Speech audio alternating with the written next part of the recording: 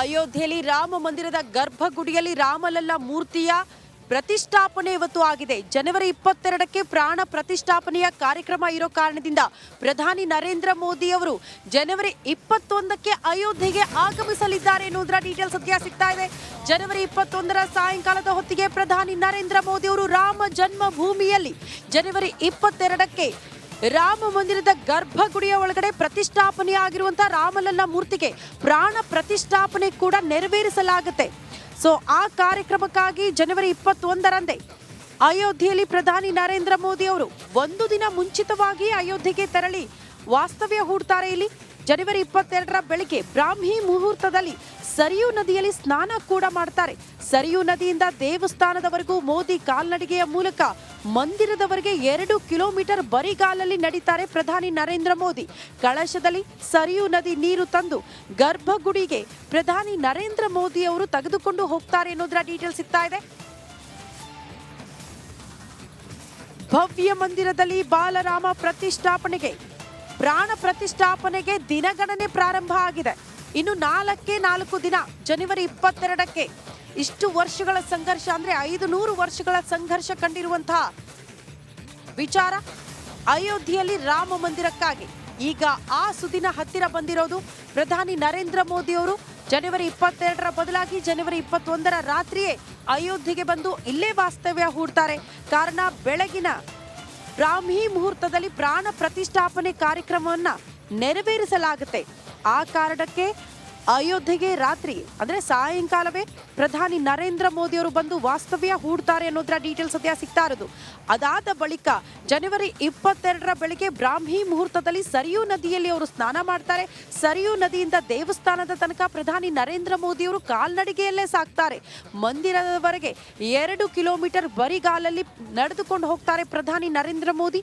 ಕಳಶದಲ್ಲಿ ಸರಿಯೂ ನದಿ ನೀರು ಗರ್ಭಗುಡಿಗೆ ಪ್ರಧಾನಿ ನರೇಂದ್ರ ಮೋದಿ ಅವರು ತೆಗೆದುಕೊಂಡು ಹೋಗ್ಲಿಕ್ಕಿದ್ದಾರೆ. ಇದು ಜನವರಿ 22ಕ್ಕೆ ಪ್ರಧಾನಿ ನರೇಂದ್ರ ಮೋದಿ ಅವರು ಮಾಡುವಂತ ಪೂಜಾ ವಿಧಿವಿಧಾನಗಳು ಯಾವ ರೀತಿ ಕಾರ್ಯಕ್ರಮಗಳಲ್ಲಿ ಭಾಗಿಯಾಗ್ತಾರೆ ಎಂದೇ ಆ ದಿನದ ಪೂಜಾ ವಿಧಿವಿಧಾನಗಳಲ್ಲಿ ಈ ರೀತಿ ಪ್ರಧಾನಿ ನರೇಂದ್ರ ಮೋದಿ ಅವರು ಭಾಗಿಯಾಗ್ತಾರೆ. ಸಹಜವಾಗಿ ಮಂಜು ಕವಿದ ವಾತಾವರಣ ಇರೋದ್ರಿಂದ ಬೆಳಗಿನ ಜಾವಕ್ಕೆ ಅವರು ಲ್ಯಾಂಡ್ ಆಗೋದಕ್ಕೆ ಸಾಧ್ಯ ಆಗೋದಿಲ್ಲ. ಆ ಕಾರಣಕ್ಕೆ ಜನವರಿ 21ರ ಸಾಯಂಕಾಲದ ಹೊತ್ತಿಗೆ ಅಯೋಧ್ಯೆಗೆ ಬಂದು ಇಲ್ಲೇ ವಾಸ್ತವ್ಯ ಹೂಡ್ತಾರೆ ಪ್ರಧಾನಿ ನರೇಂದ್ರ ಮೋದಿ ಅವರು. ಅದಾದ ಬೆಳಗ್ಗೆ ಜನವರಿ 22ರ ಬೆಳಿಗ್ಗೆ ಬ್ರಾಹ್ಮಿ ಮುಹೂರ್ತದಿಂದ ಹಲವು ಕಾರ್ಯಕ್ರಮಗಳಲ್ಲಿ ಪ್ರಧಾನಿ ನರೇಂದ್ರ ಮೋದಿ ಅವರು ಭಾಗಿಯಾಗಲಿಕ್ಕಿದ್ದಾರೆ.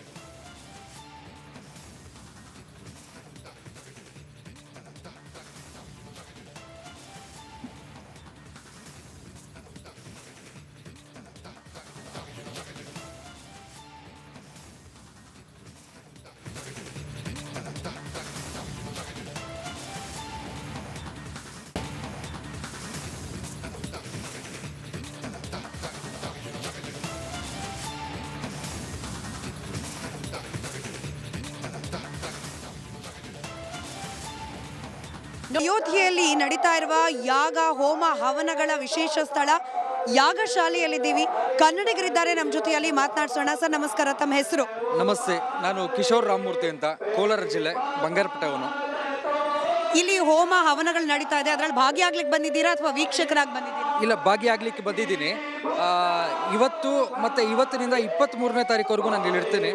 ಒಟ್ಟು ಅಯೋಧ್ಯೆಯ ರಾಮ ಜನ್ಮಭೂಮಿಯ ಕಾರ್ಯಕ್ರಮದಲ್ಲಿ ನಾನು ಪಾಲ್ಗೊಳ್ತಾ ಇದ್ದೇನೆ.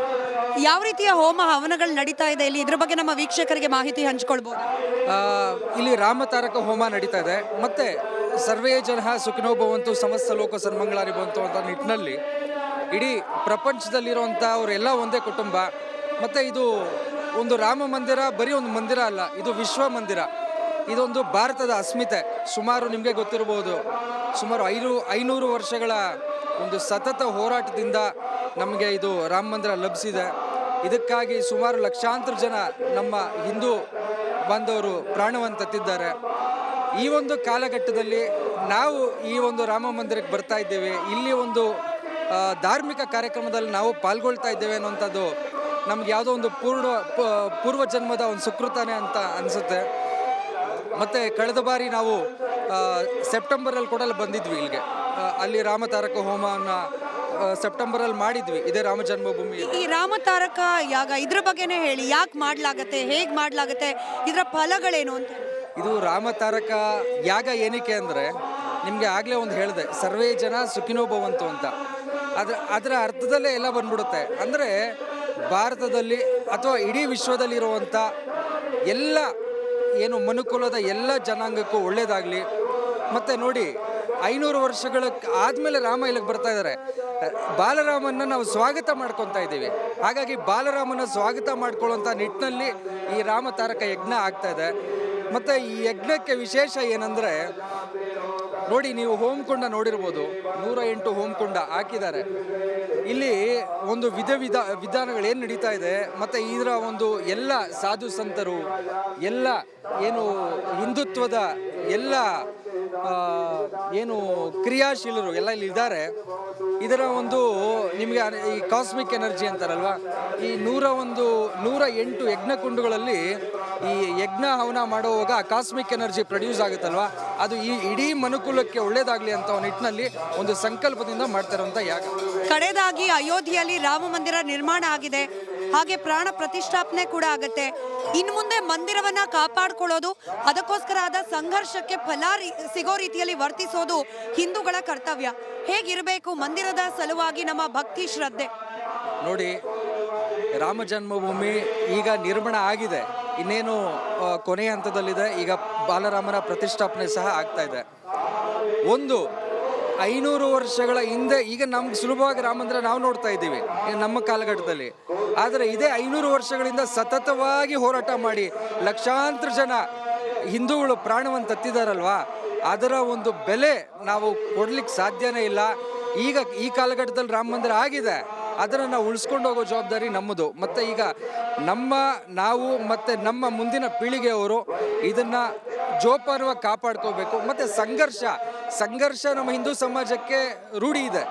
ಯಾಕಂದರೆ ಲಕ್ಷಾಂತರ ಜನ ಪ್ರಾಣವನ್ನು ತೆತ್ತಿದ್ದಾರೆ, ಇನ್ನು ಲಕ್ಷಾಂತರ ಜನ ಪ್ರಾಣವನ್ನು ತೆತ್ತಾದರೂ ಇದು ನಾವು ಕಾಪಾಡ್ಕೊತೀವಿ. ನಾವು ಒಂದು ಸರಿ ನೋಡಿ, ಸುಮಾರು ಜನ ಹೇಳಿಕೆಗಳು ಕೊಡ್ತಾರೆ. ಈಗ ಹಿಂದೂಗಳು ಆಳ್ವಿಕೆಯಲ್ಲಿದ್ದಾರೆ, ನೆಕ್ಸ್ಟು ನಾವು ಬೇರೆ ಅನ್ಯ ಧರ್ಮೀಯರ ಆಳ್ವಿಕೆಗೆ ಬರ್ತೀವಿ, ಆಗ ರಾಮ ಮಂದಿರವನ್ನು ಕೆಡುತ್ತೀವಿ, ಬೇರೆ ನಾವು ಮಾಡ್ತೀವಿ ಅಂತಾರೆ. ನೋಡಿ, ಅದೆಲ್ಲ ಸಾಧ್ಯ ಇಲ್ಲ. ನಮ್ಮಂಥ ಲಕ್ಷಾಂತರ ಜನ ಪ್ರಾಣ ಕೊಡೋಕೆ ರೆಡಿ ಇದ್ದೀವಿ. ನನ್ನಂಥ ಲಕ್ಷಾಂತರ ಜನ, ಸುಮಾರು ಜನ ಹಿಂದೂ ಕಾರ್ಯಕರ್ತರು ರೆಡಿ ಇದ್ದೀವಿ. ಕಠೋರ ಹಿಂದುತ್ವವಾದಿಗಳು ಇಡೀ ಪ್ರಪಂಚದಲ್ಲಿ, ಇಡೀ ದೇಶದಲ್ಲಿದ್ದಾರೆ. ಇದನ್ನು ಜೋಪಾನವಾಗಿ ಕಾಪಾಡ್ಕೊಳ್ಳೋದು ನಮ್ಗೆ ಗೊತ್ತಿದೆ. ಧನ್ಯವಾದ. ಇದಾಗಿ ಜೈ ಶ್ರೀರಾಮ್, ಭಾರತ್ ಮಾತಾ ಕಿ ಜೈ, ವಂದೇ ಮಾತರಂ. ಇದು ಕನ್ನಡಿಗರ ಮಾತು. ಸಂಘರ್ಷಗಳ ಫಲವಾಗಿ, ಹೋರಾಟದ ಫಲವಾಗಿ ಸಿಕ್ಕಂತಹ ರಾಮ ಮಂದಿರ, ಈ ಪರಿಶ್ರಮವನ್ನ, ಈ ಬಲಿದಾನವನ್ನ ವ್ಯರ್ಥ ಮಾಡಲಿಕ್ಕೆ ಬಿಡದಂತೆ ಕಾಪಾಡುವ ಜವಾಬ್ದಾರಿ ಸಮಸ್ತ ಹಿಂದೂ ಸಮುದಾಯದ್ದು ಅನ್ನೋದು ಕನ್ನಡಿಗರ ಮಾತು. ಕ್ಯಾಮ್ರಾ ಪರ್ಸನ್ ಮಧು ಜೊತೆಯಲ್ಲಿ ಸ್ಮಿತಾ ರಂಗನಾಥ್, ರಿಪಬ್ಲಿಕ್ ಕನ್ನಡಕ್ಕೋಸ್ಕರ ಅಯೋಧ್ಯೆಯಿಂದ.